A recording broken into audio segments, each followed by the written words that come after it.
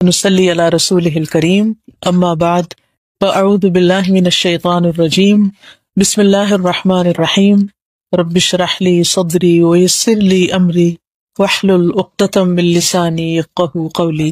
اللہ سبحانہ تعالیٰ نے انسان کو اس دنیا میں بھیجا اور اس کی زندگی کا مقصد یہ بتایا کہ الذی خلق الموت والحیاۃ لیبلوکم ایکم احسن عملا، وہ جس نے موت اور زندگی کو بنایا تاکہ تمہیں آزما کے دیکھے کہ تم میں اچھے کام کون کرتا ہے۔ تو ہر شخص کی زندگی میں یہ امتحان بہت بڑا ہے کہ اس سے یہ دیکھا جا رہا ہے کہ وہ کرتا کیا ہے۔ اب یہ امتحان کسی خاص وقت اور کسی خاص موقع کا نہیں، یہ ہر دن کا ہوتا ہے، ہر لمحے کا ہے کہ ہم اپنے وقت کو کس طرح استعمال کرتے ہیں، ہم مختلف سچویشنز میں کس طرح بہیو کرتے ہیں، لوگوں کے ساتھ ہماری ڈیلنگ کیا ہے، اللہ سبحانہ تعالیٰ کے ساتھ ہمارا تعلق کیا ہے، خوشی کے اوقات میں ہم کیا کرتے ہیں، غم کے وقت ہم کیا کرتے ہیں، اور پھر مختلف سچویشنز میں اور خاص طور پر جو مشکل وقت ہوتے ہیں ان سے نکلنے کے لیے یا مشکلات سے نکلنے کے لیے ہم کیا طریقے اور کیا راستے اختیار کرتے ہیں۔ اصل میں زندگی میں اللہ نے ہمیں نعمتیں بھی بہت دے رکھی، لیکن اس کے ساتھ ساتھ کچھ ایسی چیزیں بھی ہیں ہمارے ساتھ کہ اگر انسان کو ان سے بچاؤ کا طریقہ نہ آتا ہو تو انسان کی زندگی برباد ہو جاتی، یہ دنیا کی زندگی بھی مشکل ہو جاتی، اور پھر جب انسان کے اوپر مشکلیں بہت پڑ جائیں اور وہ ان سے نکلنے کا اس کو راستہ نہ آتا ہو تو انسان اپنی آخرت کے لیے بھی کچھ زیادہ نہیں کر سکتا۔ اس لیے نبی صلی اللہ علیہ وسلم نے ایک دعا سکھائی ہے کہ جس میں 8 چیزوں سے بچنے کی بات ہے کہ اے اللہ مجھے ان 8 چیزوں سے نجات دینا، کیونکہ وہ 8 چیزیں زندگی برباد کرنے والی ہیں۔ یہ 8 چیزیں انسان پر حاوی کیسے ہوتی ہیں، اس کی وجہ کیا ہوتی ہے؟ اس کی بنیادی وجہ انسان کی غفلت ہوتی ہے، تو انسان پر ان چیزوں کا اٹیک ہو جاتا ہے، یا پھر انسان کے گناہ ہوتے ہیں، اللہ سبحانہ تعالیٰ کی نافرمانیاں ہوتی ہیں، کیونکہ اللہ تعالیٰ قرآن مجید میں فرماتے ہیں وَمَا أَصَابَكُم مِّن مُّصِيبَةٍ فَبِمَا كَسَبَتْ أَيْدِيكُم، تمہیں جو بھی کوئی مصیبت آئی وہ تمہارے اپنے ہاتھوں کی کمائی سے آئی، یعنی اس کے پیچھے انسان کا اپنا بھی کچھ نہ کچھ قصور ہوتا ہے۔ اس لیے بہت ضروری ہے کہ انسان ایک طرف اپنے گناہوں سے بچنے کی کوشش کرے، ان کاموں سے بچنے کی کوشش کرے جو اللہ سبحانہ تعالیٰ کو پسند نہیں، اور دوسری طرف وہ چیزیں بھی اختیار کرے کہ جس سے انسان مشکلات سے نکل سکے۔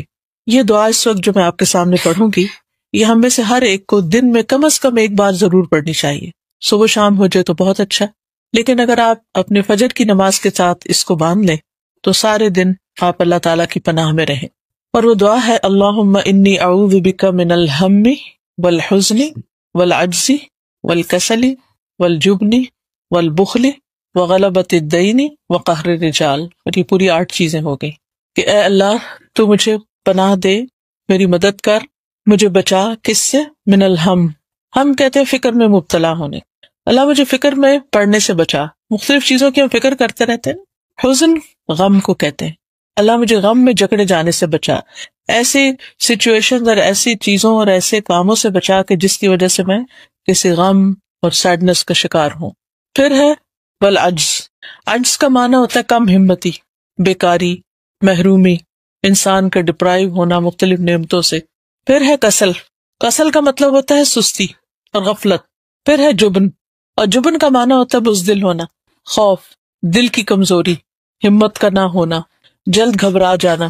پھر ہے بخل، کنجوسی، حرص، لالچ، مال کے بارے میں دل کی تنگی۔ پھر ہے غلبۃ الدین، قرض کا غلبہ، ڈیٹس کے بوجھ تلے انسان دب جائے، ایسا پھنس جائے کہ اس سے نکلنے کی کوئی صورت نظر نہ آئے، ایک بھنور میں انسان پڑ جائے۔ اور پھر قہر الرجال، لوگوں کے قہر، غضب، ظلم اور غلبے سے بچانا، کہ لوگ ہمیں کنٹرول کریں، لوگ ہم پر چڑھائی کریں۔ تو یہ 8 مصیبتیں ایسی ہیں، 8 تکلیفیں ایسی ہیں کہ اگر انسان ان سے بچ جائے تو بہت پرسکون زندگی بسر کر سکتا ہے دنیا میں بھی، اور اگر انسان کا دل پرسکون ہے اور انسان کو ایک امن کی نعمت ملی ہوئی ہے تو انسان بہت پروڈکٹیو ہو سکتا ہے، بہت کچھ دنیا میں کر سکتا ہے، کیونکہ اللہ تعالیٰ نے ہمیں یہاں کچھ کرنے کے لیے بھیجا ہے، عمل کے لیے بھیجا ہے۔ کل قیامت کے دن ہمارے پاس اور کچھ بھی نہیں ہوگا، ہمارے اپنے ہی اعمال ہوں گے، بہن بھائی ہوں گے، رشتہ دار ہوں گے، مگر سب کو اپنی اپنی پڑی ہوگی، ہمارے ساتھ کوئی نہیں ہوگا، ہمارے ساتھ صرف ہمارا وہ اچھا عمل ہوگا جو ہم دنیا سے کما کے لے جائیں گے، اور وہ اچھا عمل 2 چیزوں سے بنتا ہے، ایک اللہ کی عبادت سے اور دوسرے بندوں کی خدمت سے۔ یہ دونوں چیزیں اگر نیک نیتی کے ساتھ کی جائیں تو انسان کے نامہ اعمال میں جمع ہوتی رہتی ہیں، اور یہی اپنے ہاتھوں کی کمائی ہے جو کل قیامت کے دن کام آنے والی۔ وہاں اگر ہم کسی سے بھی کچھ مانگیں گے، اگر ہمارے پاس نہیں، کوئی بھی دینے کو تیار نہیں ہوگا۔ آج دنیا میں تو یہ ہوتا ہے کہ انسان کے پاس اگر کسی چیز کی کمی ہو گئی تو بہن بھائی ایک دم آگے آ جاتے ہیں، دوست آگے آ جاتے ہیں، کوئی اور ہم پر رحم کر لیتا ہے اور ہماری اس مشکل میں ہماری مدد کر دیتا ہے۔ لیکن قیامت کا دن ایسا دن ہے کہ جس دن کوئی بھی کسی کا نہیں ہوگا، کوئی کسی کے کام نہیں آئے گا، کوئی کسی کو فائدہ نہیں پہنچائے گا۔ اس وقت انسان کے پاس وہی ہوگا جو اس نے خود کیا ہوگا۔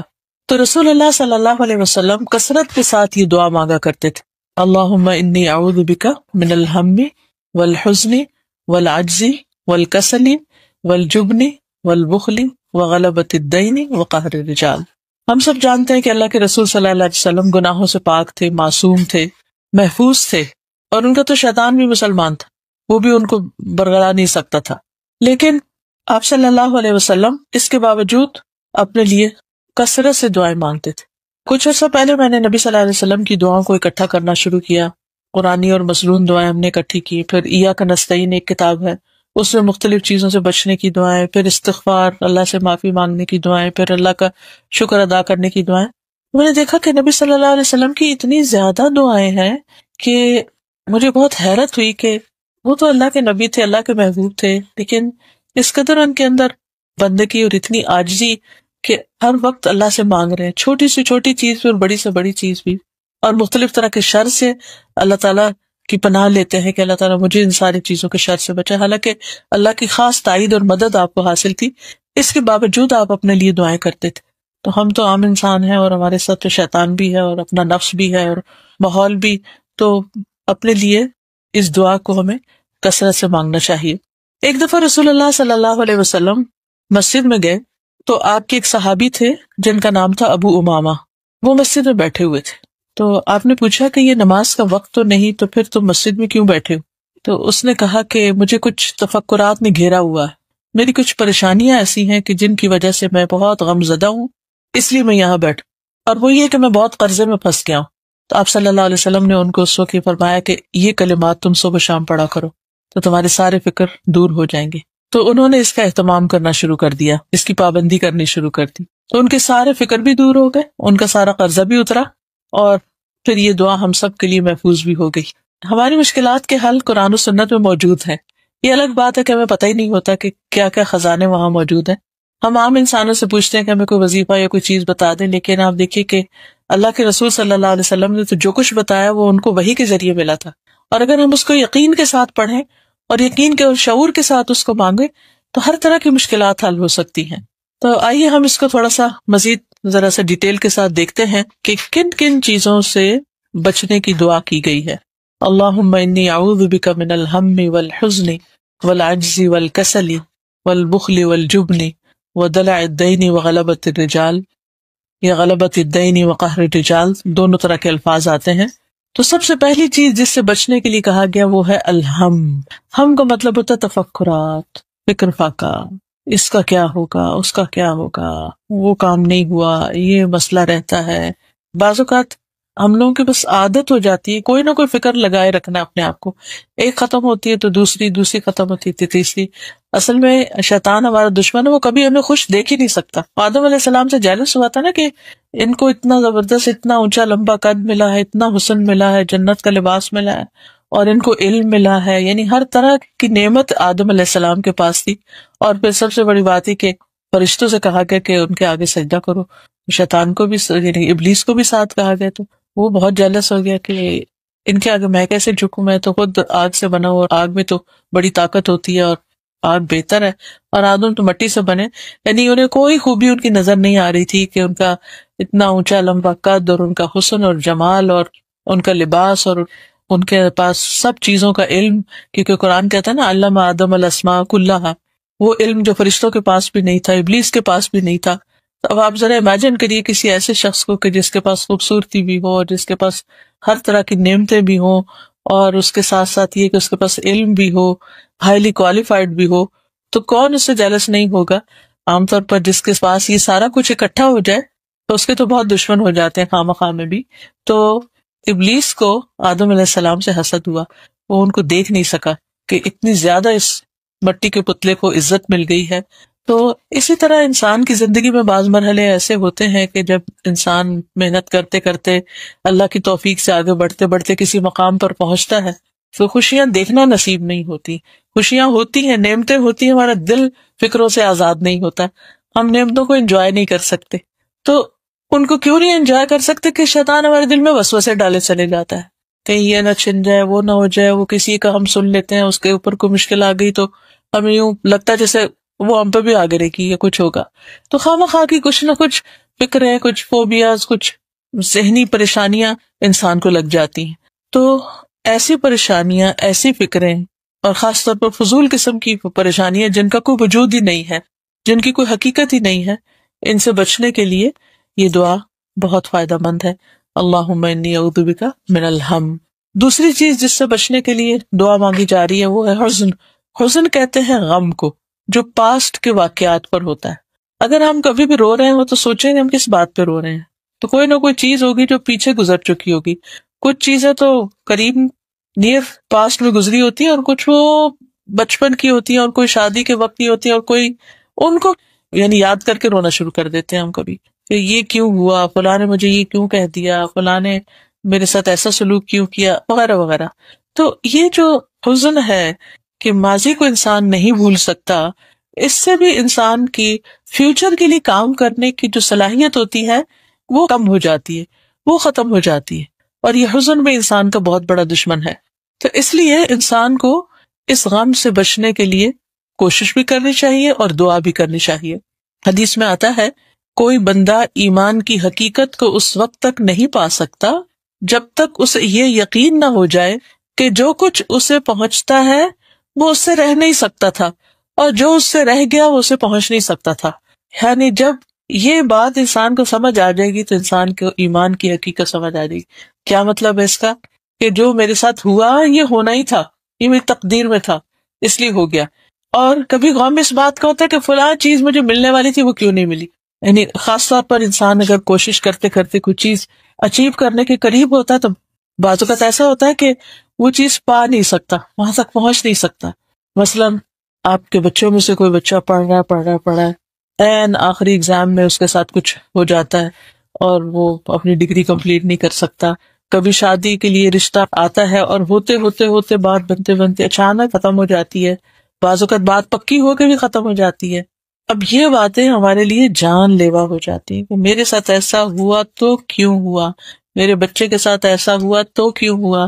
کبھی اس سے بھی آگے بڑا پرابلم ہو جاتا ہے کہ شادی بھی ہو جاتی ہے پھر ڈیورس ہو جاتی ہے، اور بڑا زخم ہو جاتا ہے. کبھی ساتھ بچے بھی ہوتے ہیں، کبھی اچانک جاب چلی جاتی، کبھی کوئی عزیز ساتھی جدا ہو جاتا ہے.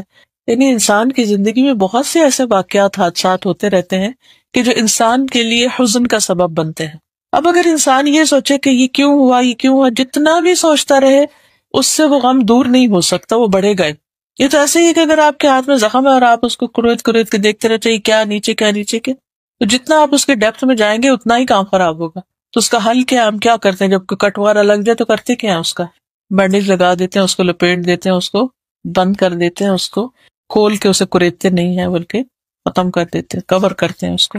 اسی طرح انسان کی زندگی میں جو بھی کوئی حادثہ ہوتا ہے، اگر انسان یہ سمجھ لے کہ یہ میری تقدیر میں لکھا ہوا تھا، یہ نقصان تھا یا فائدہ تھا یا جو بھی، یا میرا فیصلہ غلط تھا، لیکن اللہ کے اذن کے بغیر تو کچھ بھی نہیں ہو سکتا، تو اس لیے اب جو ہو گیا سو ہو گیا، اب میں اس کو واپس نہیں لا سکتی. اگر میرا کوئی ڈیسیژن غلط تھا تو بس وہ ہو گیا نا، اب کیا کیا جائے؟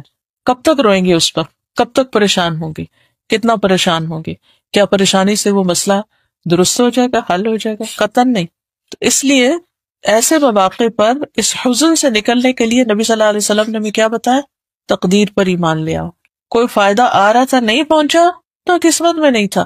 کسی غم سے بچ رہے تھے وہ آ پہنچا، کسی حادثے سے بچ رہے تھے وہ ہو ہی گیا، تقدیر میں تھا. کوشش کی نہیں بچ سکے، اب جو ہونا تھا ہو گیا، اللہ نے ایسے لکھا تھا. اب اس کے اندر بھی کیونکہ ہمارا دین ہمیں بتاتا ہے ان مع العسر یسرا، تنگی کے ساتھ آسانی بھی ہے. اس تنگی میں آسانی کو ڈھونڈو کہ میرے ساتھ اگر میری زندگی یہ موڑ مڑ گئی ہے تو اب اس میں کیا کیا خوبیاں ہیں، اس میں کیا کیا بھلائیاں ہیں. بعض اوقات اچانک ہم ایک جگہ سے دوسری جگہ پہنچ جاتے ہیں، کبھی اچانک کوئی چیز مل جاتی، کبھی اچانک کوئی چیز چلی جاتی، تو پھر انسان دیکھے کہ اس کے جانے میں کیا فائدہ ہے، کیا خیر ہے. کسی چیز کے آنے میں کیا خیر ہے؟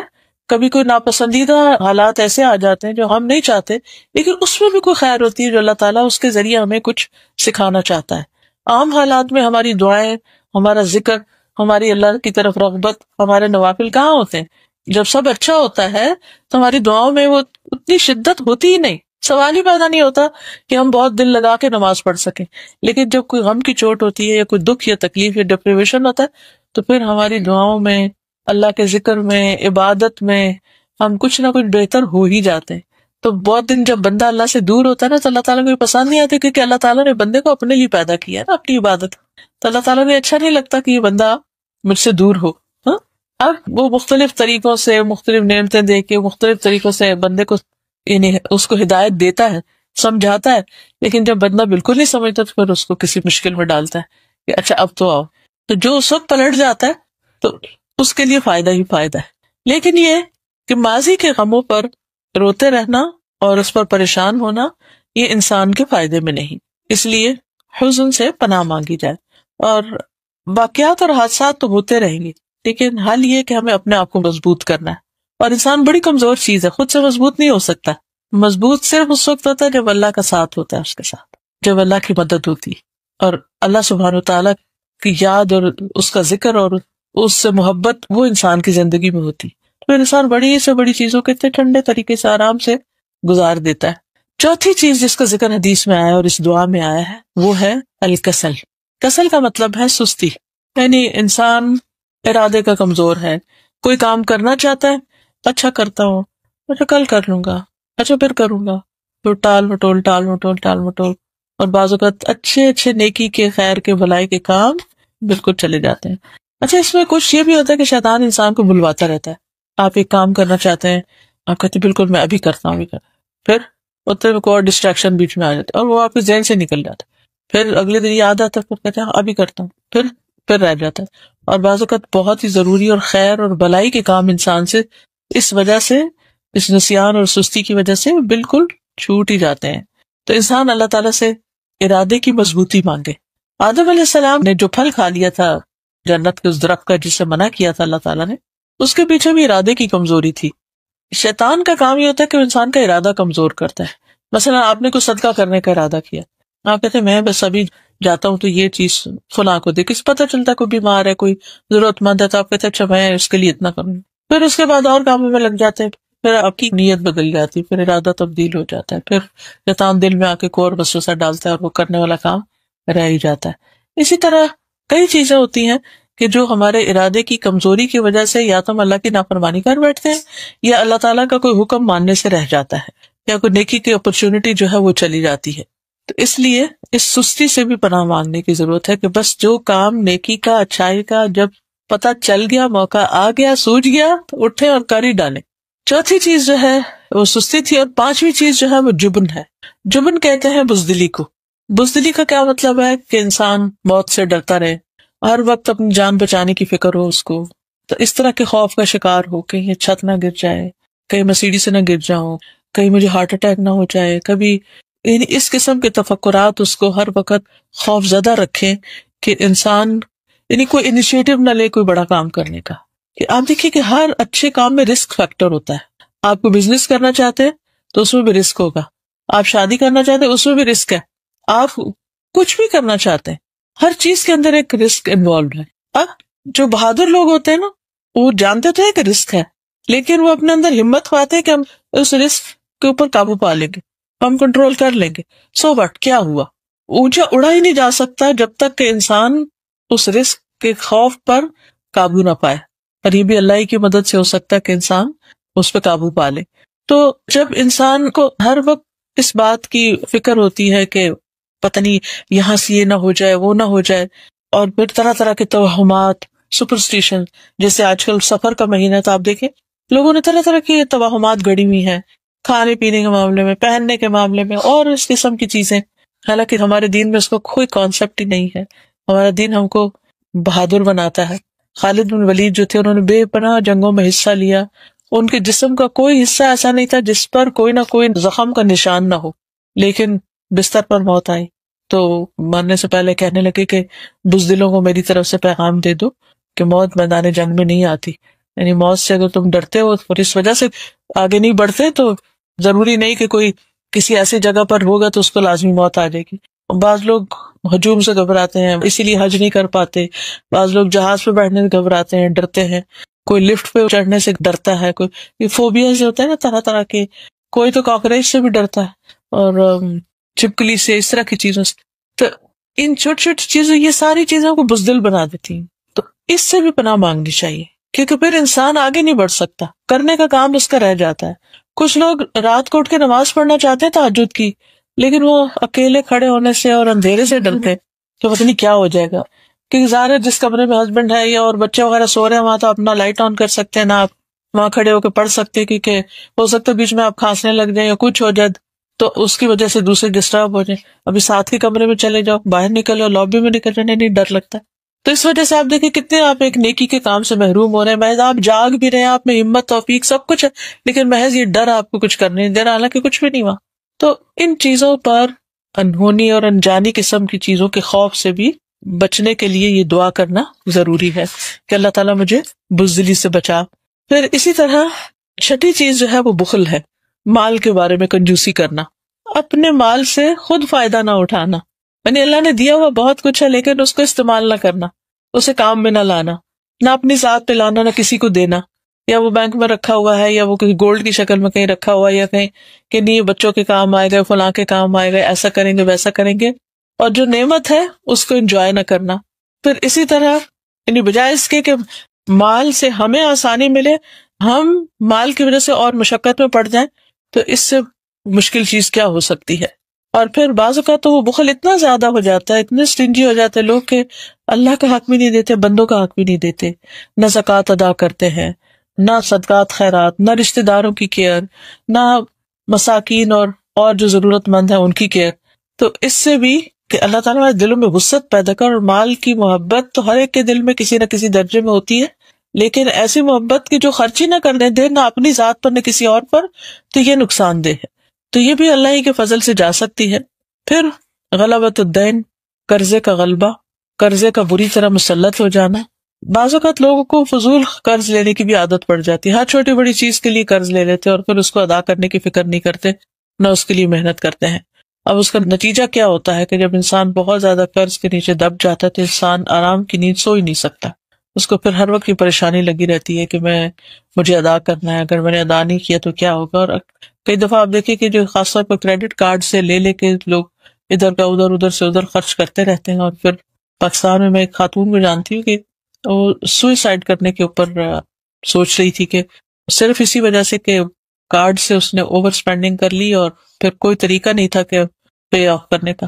اور آپ کو پھر پتا ہے کانسیکوینسز سب جانتے ہیں کہ کیا ہو سکتا ہے. اور اگر انسانوں سے لیا ہوا ہو تو انسان کسی کو شکل دکھانے کے قابل نہیں رہتا، چاہے وہ رشتہ دار ہوں یا دوست ہوں. اس میں انسان کی بہت بڑی ذلت ہو جاتی. پھر آخری چیز جو ہے غلبۃ الرجال یا قہر الرجال، لوگوں کے ہاتھوں ذلیل، رسوا، مغلوب اور مقہور ہونا.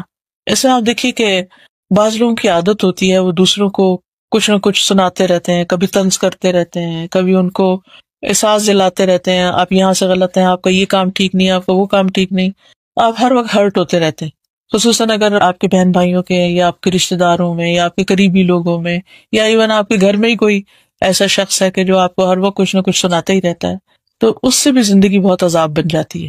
افسوس کے ساتھ کہنا پڑتا ہے کہ ہمارے کلچر کے اندر جو ایک ساس کا رول ہے یا کچھ ایسے رشتے ہیں کہ جن کے اندر یہ چیز پائی جاتی ہے. تو بات میں یہ کہہ رہی تھی کہ بعض اوقات گھروں کے اندر کچھ ایسے رشتے بھی ہوتے ہیں، کچھ ایسے لوگ بھی ہوتے ہیں یا کچھ بزرگ ہوتے ہیں، ان کی عادت ایسے ہوتی ہے کہ وہ ہر چیز کو کنٹرول کرنا چاہتے ہیں، ہر چیز میں انٹرفیئرنس کرتے ہیں، کیا آ رہا ہے، کیا جا رہا ہے، کیا خریدا گیا ہے، کیا کھایا جا رہا ہے، کیا پکایا جا رہا ہے، اور پھر اس میں تنقید. اچھا، اس میں ایسی صورتحال میں پھر بعض اوقات انسان بہت یعنی بعض بچیاں جیسے بہت ان کی زندگی مشکل ہو جاتی ہے، فرینڈ ہو جاتی ہیں. یہ گھر ہی سکون کی جگہ ہوتا ہے، اور اگر گھر کے اندر ہی اس قسم کی بدمزگی ہو تو انسان کے لیے بہت پریشانی کی بات ہو جاتی ہے.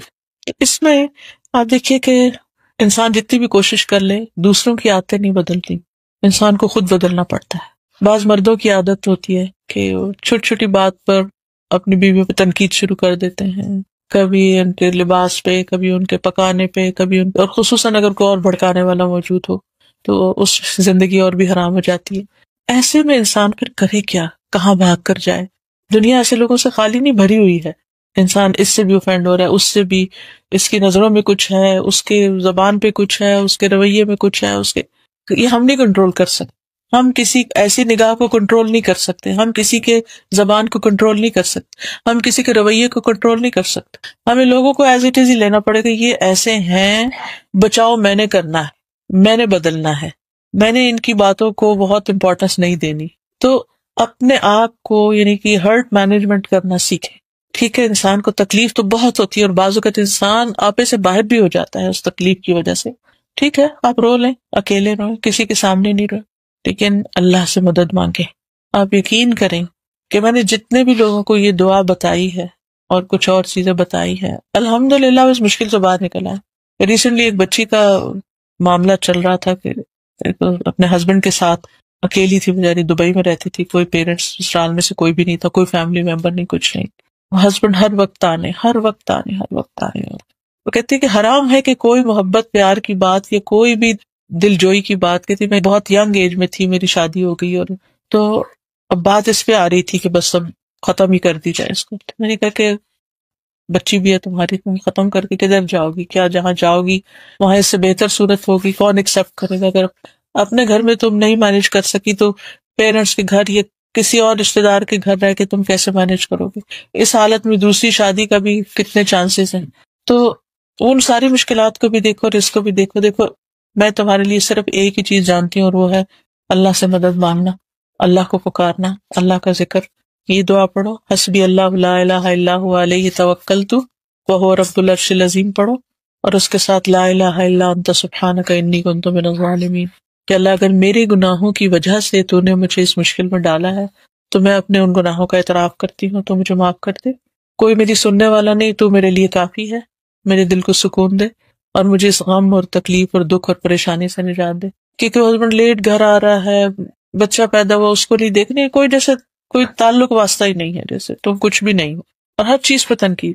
اب آپ دیکھیے کہ ایک بچی جو اپنے ماں باپ کے گھر سب کچھ چھوڑ کے چلی جاتی ہے اور آگے اس کے ساتھ اس طرح کی ٹریٹمنٹ ہو تو بہت تکلیف دہ ہو جاتا ہے، اور پھر انسان نکل کے بھی جائے گا وہ اس سے بھی تکلیف دہ ہو جاتا ہے۔ وہ یہ ایک دو دن کی تو بات نہیں ہے نا، تو زندگی گزارنے والی بات۔ تو الحمدللہ کرتے کرتے کرتے کرتے وہ اس سے باہر نکلا اور اسٹرانگ ہونے لگ گئی، بہادر ہونے لگ گئی۔ یعنی مجھے اس کو فیس کرنا، کیونکہ ہوتا یہ کہ جب ہم دکھ اور غم میں ہوتے ہیں نا، ہم مسکرانا بھول جاتے ہیں، ہم محبت کرنا بھول جاتے ہیں، ہم معاف کرنا بھول جاتے ہیں، ہم بات بات پہ چڑھنے لگتے ہیں، ہم غصہ کرنے لگتے ہیں، اس سے اور کام خراب ہوتا ہے۔ یعنی جو ہمیں تنگ کرا ہے پھر ہمیں بھی اس کو تنگ کر کے مزہ آنے لگتا ہے، پھر وہ ایسی کھچڑی پکتی ہے کہ انسان کے لیے زندگی حرام ہو جاتی ہے۔ لیکن میں سمجھتی ہوں کہ اللہ سبحانہ تعالیٰ کی ذات پر یقین، توکل، اعتماد کہ اللہ تعالیٰ ہر مسئلے کو حل کر سکتا ہے، اور جو کچھ اس نے اپنے نبی کی زبانی ہمیں چیزیں دی ہیں وہ بہت سچی ہیں، اور انہی میں مسائل کا حل ہے۔ تو میں نے کہا کہ یقین کے ساتھ یہ پڑھنا شروع کرو، پھر آپ دیکھو کہ کیا ہوتا ہے۔ الحمدللہ اسی طرح کچھ اور بھی لوگوں کو کچھ چیزیں میں نے بتائی، اور ہر ایک نے واپس مجھے یہی فیڈ بیک دی کہ ہم پہلے سے بہت بہتر ہے۔ کیونکہ اگر ہم ایمان کی وجہ سے، اللہ کے ساتھ تعلق کی وجہ سے مضبوط ہو جائے نا، تو پھر لوگوں کی باتیں کم اثر کرتی ہیں۔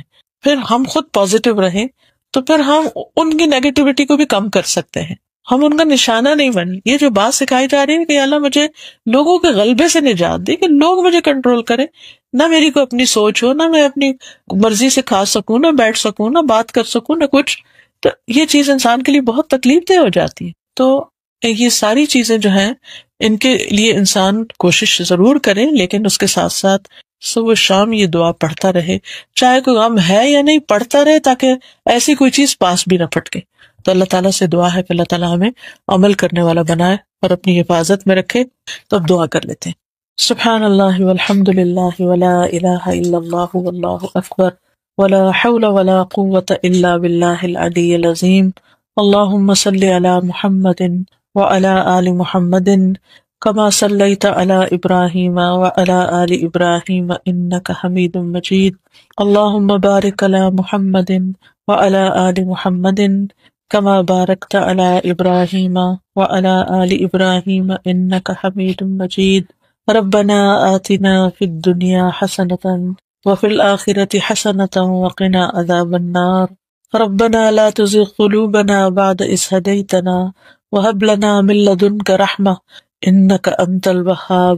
ربنا هب لنا من أزواجنا وذرياتنا قرة أعين واجعلنا للمتقين إماما. يا حي يا قيوم برحمتك أستغيث.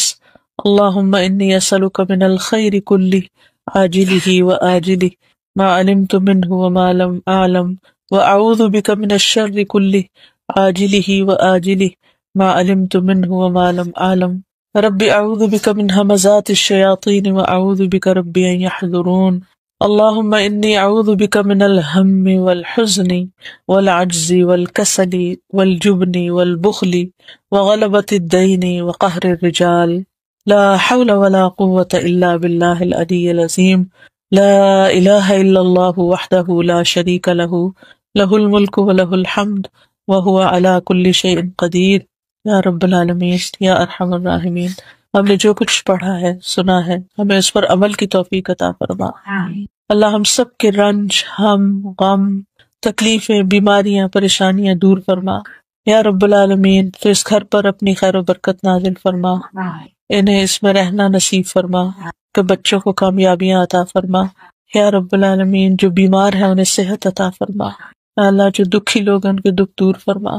یا اللہ، ہمارے والدین پر اپنی رحمت فرما۔ یا اللہ، جو بیمار ہیں انہیں صحت عطا فرما، جو فوت ہو چکے ہیں ان کی بخشش فرما اور ان کے درجات بلند فرما۔ یا اللہ، تو ہمارے بچوں کو ہماری آنکھوں کی ٹھنڈک بنا، انہیں ہمارے لیے خوشیوں کا ذریعہ بنا، ہمیں ان کے غم نہ دکھانا، ان کی خوشیاں دکھانا۔ یا اللہ، ان کو نیک اور صالح بنا، انہیں ہمارے حق میں صدقہ جاریہ بنا۔ یا رب العالمین، تو ہمارے دلوں کو اور ہماری ضروریات کو ہم سے زیادہ جانتا ہے۔ یا اللہ، تو ہمارے دلوں کے حال اچھے کر دے، ہمیں سکون عطا کر دے، ہمیں خوشیاں عطا کر دے۔ یا اللہ، ہمیں شیطان کے شر اور وسوسوں سے بچا لے۔ یا رب العالمین، جتنی بھی یہاں بہنیں آئی ہیں اور جو گھر والے ہیں، سب کے اللہ تعالیٰ جان، مال، عزت اور ان کی اولاد اور دین اور ہر چیز میں برکت عطا فرما۔ یا اللہ، سب کے دلوں میں جو نیک دعائیں اور تمنائیں ہیں ان کو پورا فرما۔ اللہ، ہماری عاقبت بھی اچھی کر دینا، ہمیں ایمان پر موت دینا۔ اللہ، ہمیں قبر کے عذاب سے بچانا۔ یا اللہ، ہمیں دوزخ کے عذاب سے بچانا۔ ربنا تقبل منا انک انت السمیع العلیم وتب علینا انک انت التواب الرحیم، وصلی اللہ تعالی علی خیر خلقہ محمد وعلی آلہ واصحابہ واہل بیتہ اجمعین برحمتک یا ارحم الراحمین۔ الہی آمین۔ اچھا، ہاں، یہ کچھ دعاؤں کے کارڈز وغیرہ ہیں۔ ایک تو یہ ایاک نستعین ہے، اس میں مختلف طرح کی دعائیں ہیں، صبح شام کی حفاظت کی دعائیں ہیں، پھر بیماری سے بچنے کی اور شفا کی دعائیں ہیں، دشمن کے شر سے بچنے کی دعائیں ہیں، رات کے وقت پروٹیکشن کی دعائیں ہیں، پھر اسی طرح نظر بد سے بچنے کی دعائیں ہیں، پھر بلیک میجک اور اسی طرح کی جو ڈفرینٹ ایولز ہیں ان سے بچنے کی دعائیں ہیں، پھر غم اور ڈپریشن اور اس طرح کی مختلف دعائیں جو ہیں انگلش ٹرانسلیشن اور ٹرانسلیٹریشن کے ساتھ، کیونکہ بعض اوقات عربی نہیں پڑھی جاتی نا، تو انگلش میں عربی لکھی ہوئی ہے تاکہ پڑھی جانے، آپ دوسروں کو بھی دے سکتے ہیں۔ اسی طرح جب کوئی کاموں میں رکاوٹ آئے تو انسان کو استغفار کرنی چاہیے، اور اس میں یہ بخشش کی دعائیں، استغفارات جو ہیں یہ بہت فائدہ دیتے، سب کو ایک جگہ اکٹھا کر دیا گیا۔ خصوصاً آتا ہے نا کہ سحری کے وقت وہ استغفار کرتے ہیں، تو ہمیں سمجھ نہیں آتی کہ کیا کیا مانگے، تو یہ سب دعائیں اس میں ہیں، عربی اردو دونوں ہی ہے۔ پھر استغفار کی برکات جو ہیں، یہ کتاب بھی ہے ساتھ کی کیا کیا برکتیں آتی استغفار کرنے سے۔ پھر اللہ نے جو ہمیں نعمتیں دی ہوئی ہیں ان کی حفاظت جو ہمیں شکر کے ساتھ ہوتی ہے، تو یہ شکر کی دعائیں ہیں الحمدللہ کی۔ پھر یہ رسول اللہ صلی اللہ علیہ وسلم کے دن رات کیسے گزرتے تھے، کیا کیا کرتے تھے، تو اچھی یعنی مختصر انداز میں آپ کے معمولات اور معاملات جو ہیں ان کے بارے میں اس میں بتایا گیا ہے۔ تو یہ اوپر اسٹال سا لگا ہوا ہے، جو لینا چاہے اس کو لے سکتے ہیں۔ السلام علیکم و رحمۃ اللہ وبرکاتہ۔